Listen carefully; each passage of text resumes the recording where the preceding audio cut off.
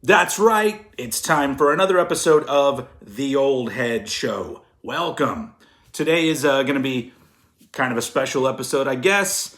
I decided that we're going to do a little bit of a getting to know old head. That's not that great. Behind the head. That's better. So it's going to be a little bit of like, I don't know, learn more about me, which, I mean, if in case you wanted to know, here you go. There'll be other stuff too, so don't turn the video off just yet. Like this, the first thing that we normally do on the Old Head Show is we've been trying out new beers. And I always try to keep things music or, metal related, meaning something that is badass, or it has something to do with music or something. I just figured that would be fun. And the beer that I came across this time are these right here. They're called Sound Check, and they're brewed by Fourth Tap Brewing Co-op in Austin, Texas, which is a worker-owned brewery. Which is pretty cool, and they've been around since 2015. Honestly, I don't know if I had even heard of them before this. Like I said, I used to live in Austin, Texas.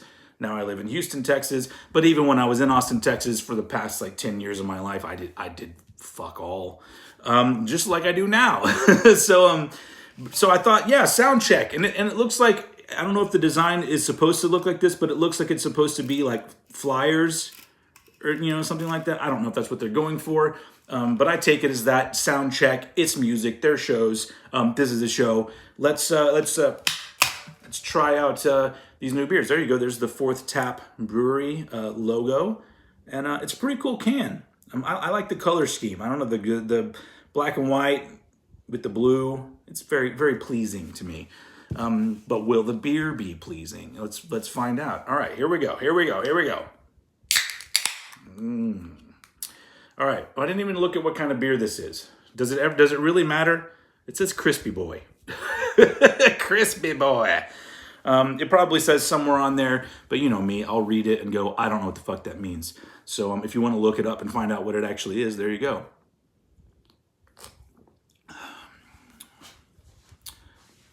It's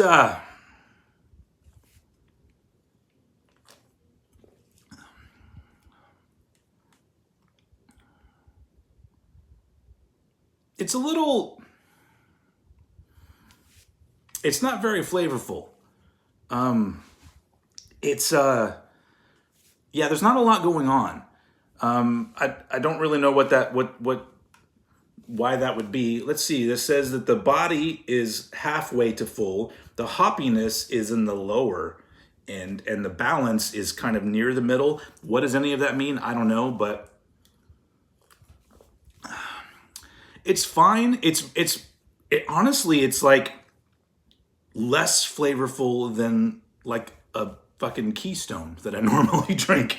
But you know what? Support your local brewery, support Fourth Tap. I mean, it's beer. At the end of the day, it doesn't matter what it tastes like as long as it's not god awful to where you just can't bother to drink it. Because at the end of the day, we all just want to catch a little buzz, right?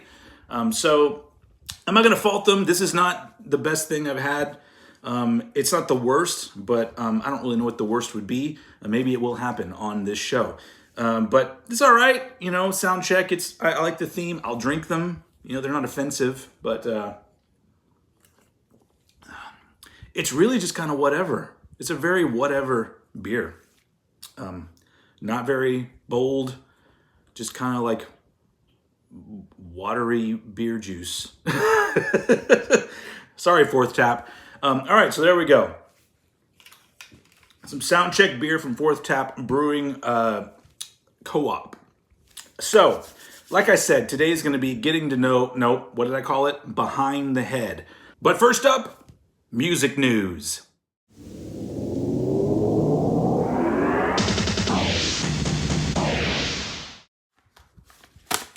Our top story.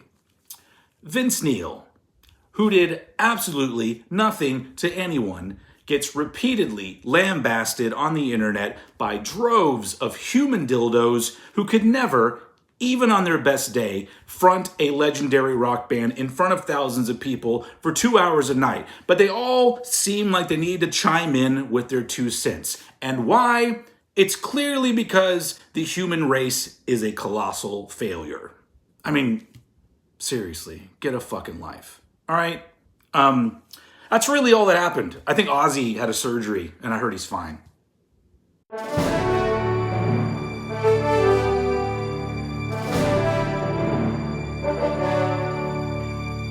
This came about because of a few different things. One of them I'm going to get to later, where I kind of discovered something and I said, that would be fun to share. Maybe I should just share on this episode. Let's do some sharing. The one thing that I get asked every once in a while is, can you ever do a room tour? Because you guys see, like, my records, and you see from a different angle when I do other videos, but that's it. And so I was like, well, maybe I can make that happen. And so I put together a little room tour showing you all of the shit I have in my room. And hopefully you find it interesting. So anyone that wanted to know what this room I hang out in so much looks like, here you go. A special old head room tour. The following is an MTV Cribs special presentation.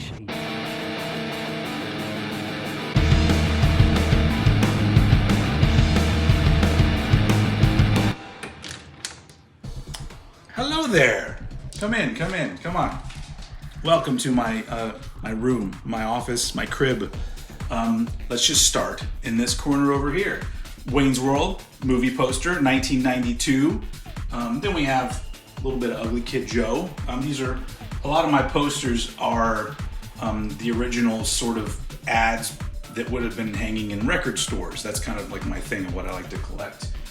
And then of course we move this way, and then there you've all seen it already, all the records and everything. This is and select Funkos that you've also seen those in videos. This is nothing new. Of course, all my box sets. Not all my box sets, the biggest ones that can't fit anywhere else on the top. But yes, this is, I don't know, I don't remember how many records this is. A couple thousand, something like that. I'm not really sure. And then this is the listening station, or reading, or just fucking around on my phone station.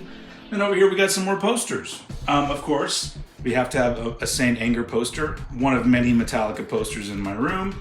Then King's X, Faith, Hope, Love. That's a double-sided poster, but I decided to go for this side of the poster. And then this has got to be my pride and joy of posters. This gigantic, it's a UK Anthrax promotional poster, kind of talking about the Antisocial single and the dates that they're going to be playing in the UK in I guess that would have been 88, 89. Up here, Last Section Hero promotional poster with all the bands that are on that soundtrack, one of my favorite soundtracks. And then over here, this is a little more the professional area. This is where I do my day job, but also where I film a lot of my videos, do Cranked and Ranked and Old Bollocks. It's all done right here. Some other posters. We have a Metallica Through the Never promotional poster, Sacred Right, The American Way poster, Faith No More. I mean, all the favorite bands are represented here. Way up there, we got a Nirvana poster flat. It's hard to get Nirvana stuff. A lot of it's very expensive, but they had to be represented in my room somehow. And then, of course, you have the few reaction figures that I have. Cliff Burton, Among the Living, the Scary Guy, and then Ozone from Breakin'. One day I'll get Turbo and Special K, but not yet. And then up here, Sound of White Noise promotional poster, and Metallica Load promotional poster. I love this one just because it says 78:59 everywhere. That's how long the album is. And 3/6/96 is when it came out. And then right next to it, Metallica Death Magnetic promotional poster. See, there's a theme here, right? And then a little bit down here, look at these guys. A lot of people probably have these. The Funko Metallica Black Album, whatever it was. And then of course down here, just in case anybody's curious, that's where the beers are. Moving over this way, this is the area where I play my records. Big old Power Trip flag here. TVD television. Is that the right term, TVD? Eventually this will be a television, I hope, because That's the only thing this room is missing at this point. But yeah, we've got my my basic ass vinyl setup with my digital amplifier that does not have any tone knobs on it whatsoever. It just has a volume knob, because that's how I roll. And my Fluence speakers, Fluence record player, a really shitty pile tape player just because I didn't have a tape player and I needed one for cheap, and then my Sony DVD player that doubles as a CD player. Some more box sets, Alice in Chains and Metallica Death Magnetic. This guy right here, he's my suicidal who's been beheaded and dead for a long time, but you know, I keep him here.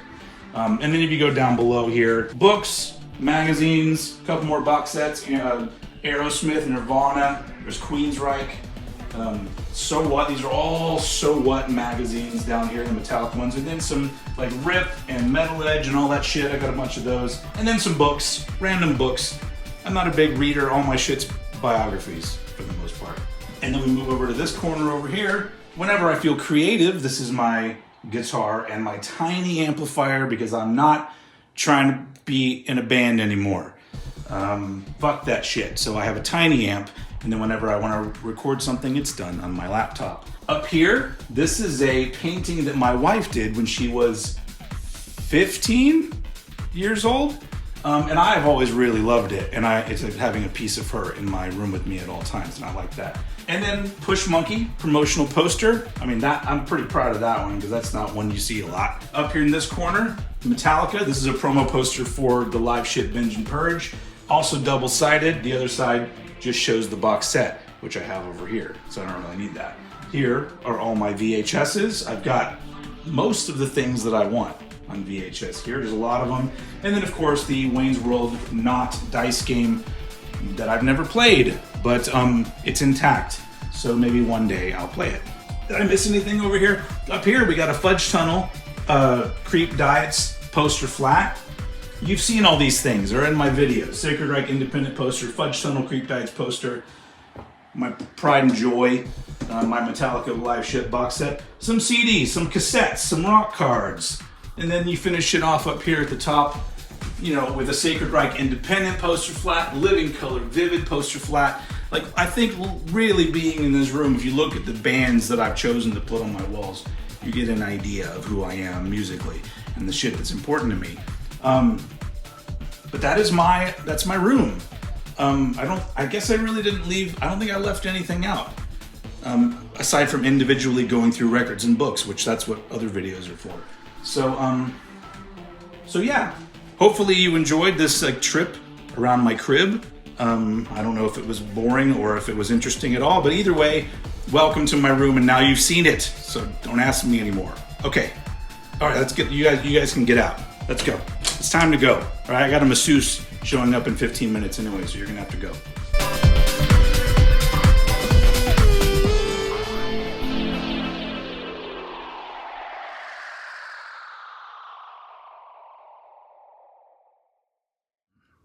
That was fun, wasn't it? Everybody have a good time? You know, my room is, you know, you can see where my money goes.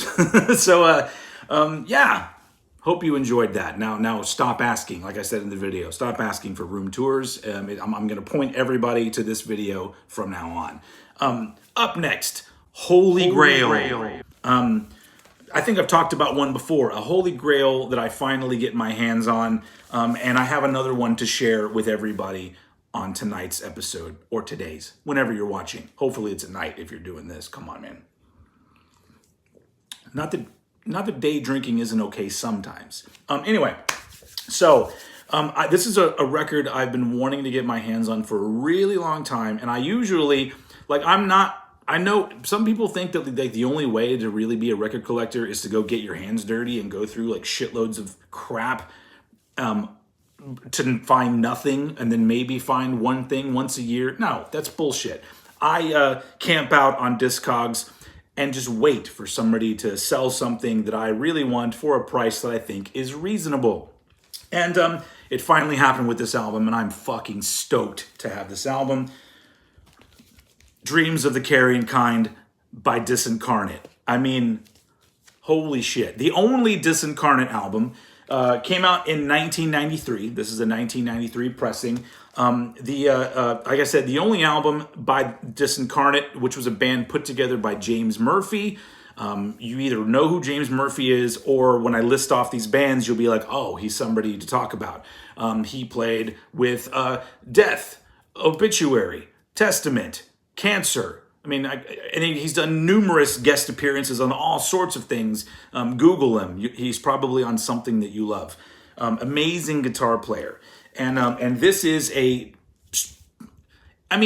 certain ways, it's straightforward death metal, but it's also very technical at the same time. There's aspects of both.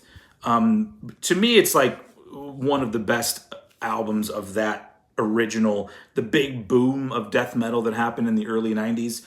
I hold this album up with all the other biggies.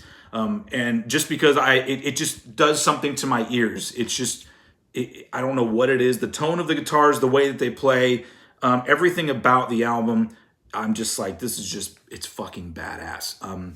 And so I finally have it. So, I mean, we can look at the vinyl. It's nothing special because it's pretty bare bones. There is an insert, with some lyrics. And then the record itself, this is a European release. There wasn't an American one. So it's on Roadrunner, black vinyl, whatever. I think they may have done a repressing of this, but it was one of those ones where it's like, oh, a repressing, and it's some label that like you've never heard of before. And I'm like, nah, maybe not. So yeah, another holy grail to be added to my collection.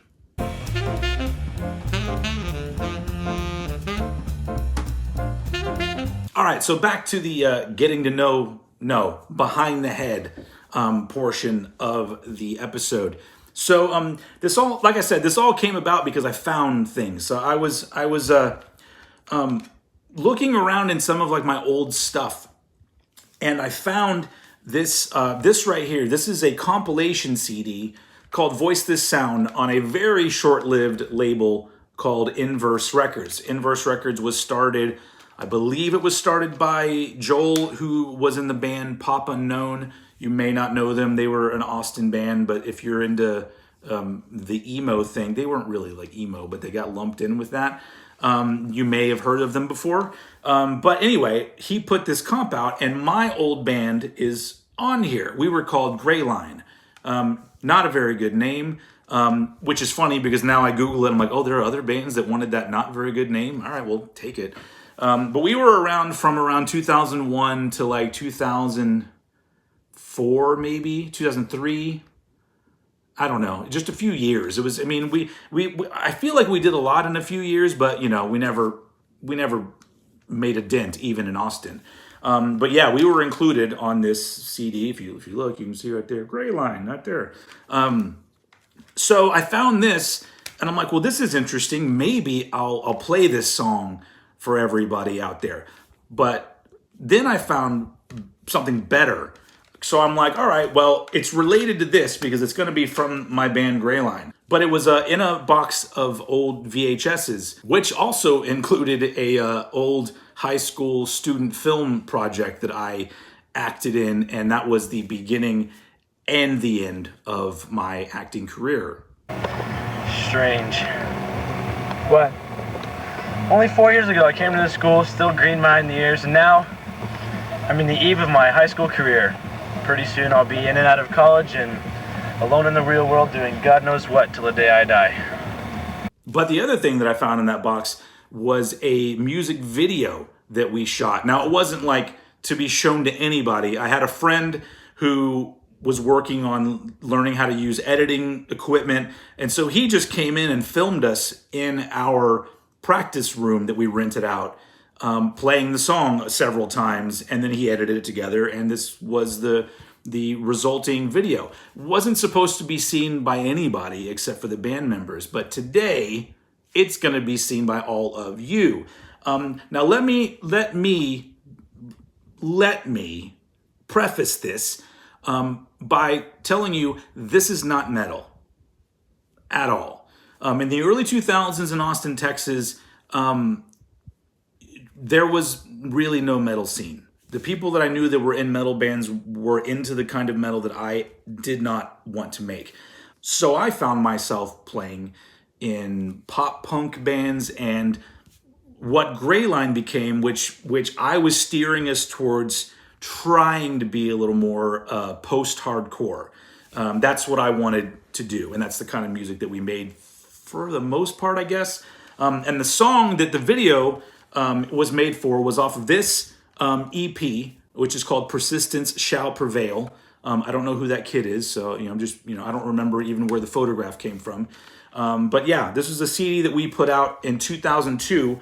This is also from 2002, but this was a little bit after that.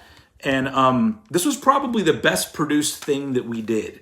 It's not amazing. I mean, a lot of it I hear now and I go, well, I can see why we really didn't make it. But, there's another part of me that goes, well, maybe everyone out there would enjoy it a little bit.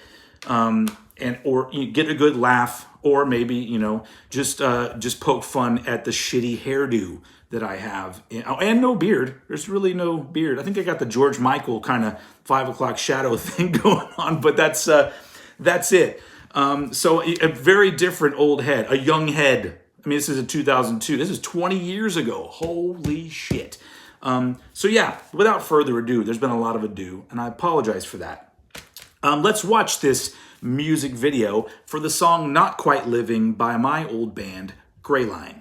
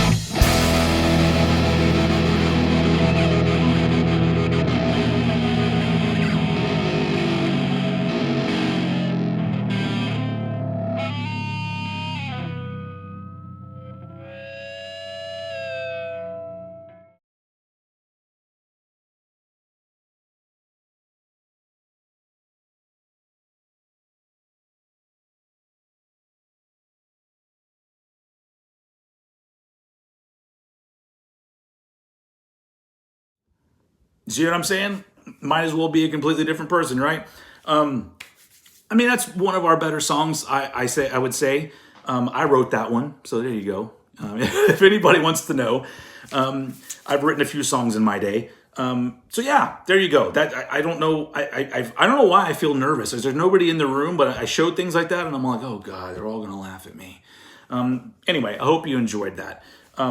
So that's it. Look, we don't have to do any more behind the head on this episode. I think you've learned enough about me today. So we're going to move on to this next segment where it's going to be like me bridging the gap between other videos that I've done.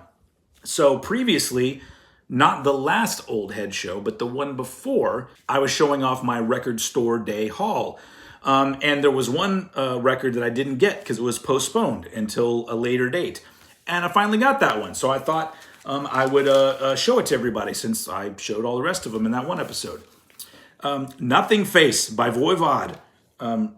It's a 1989 album, and it's pretty fucking groundbreaking. I mean, to me, there was other progressive metal happening in 1989, but for something about the way that Voivod do it, it feels more legit, if you know what I mean. So yeah, this is pretty bare bones. Like there's no insert or anything in here, but at least this guy is lined, so that's kind of cool. But yeah, so this is supposed to be pink blue swirl vinyl, which, I got like the bottom of the barrel, I think. it's like pink, and then somebody threw some toothpaste on it. Yeah. Anyway, still a pretty good looking record. The one that came out last month or whenever it was Angel Rat, and that one actually sounded pretty good. So I'm excited to listen to Nothing Face. So another one that I did a video for and didn't have at the time also finally came to me, and that is this classic gem, Saint Anger by Metallica. Everybody knows what I think about this album. I think if you're new, I really like this album unironically. And so this is the Target exclusive that if you watched my Target unboxing, they just didn't send this to me. So I had to call them, and then they ended up sending it. But yeah, so like all the rest of them, it's very similar to the other repressings that already exist. You got a little insert. I always like that picture. I guess it's supposed to be of Kirk. I don't know why I think it's Kirk. Either him or Michael Jackson, one or the other. But this is on the color is called Some Kind of Orange, which once again, come on, man, with the fucking names and the colors. And it's the second orange one of the bunch. So I guess they're going with the color scheme of the album cover, so it goes with it. But, I don't know. I feel like they could have done better. Either way, Metallica is my favorite band of all time. I love this album. So, yes, I'll have another copy in a color that I don't already have. Saint Anger. So that pretty much wraps us up for this episode. We did a lot of behind the head on this episode, so I hope you enjoyed it. But I'm not going to leave you guys without unwrapping another pack of rock cards. We end every episode this way, and we won't stop until I run out of packs of these cards, and there's a lot. So stay tuned. All right, here we go. Let's open this up. Come on. Just give me something. I think last time we had one that was really cool. Let's just see. Let's see what happens. All right, first off. The art card is Iron Maiden. This is one that I already got, which is fine. Love Iron Maiden, but okay. Order form that I cannot use. David Roach from Junkyard. Junkyard's fine. Not a very exciting beginning to this pack. Mark Evans from Warrior Soul, who is not in Warrior Soul anymore, but I'll take another Warrior Soul card any day. Slaughter Band card. Louis Clemente from Testament. I feel like we've gotten like most of these before. Bret Michaels from Poison, who funny enough, nobody's been poking fun at Bret Michaels. I guess because he he's always had vocals that are easier to sing. So I guess he was ready to get older because it's like, yeah, I can still sing this shit. So what? What the fuck is this? So the band is Tangier, which I already don't really listen to them. But this dude's name is Gary Nutt. Gary Nutt. Sorry, Gary. Rick Hunold from Exodus. That might be a new one, actually. Oh, Scott Ian. Here it is. The card you've all been waiting for. Kip Winger. Woo! Winner of Best Haircut Ever, Rick Wakeman from Yes. This is not ending well here, is it? Oh, except for we get some Alex Skolnick from Testament. Okay, that's better. Okay, all right, I feel better now. Charlie Benante from Anthrax. All right.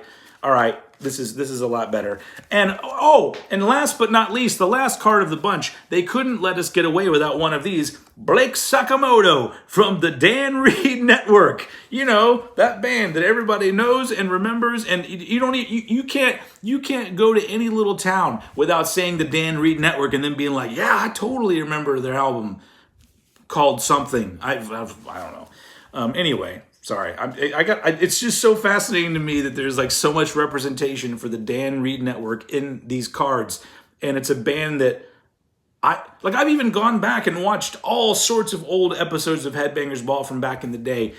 I've never heard of that band before these cards. Okay.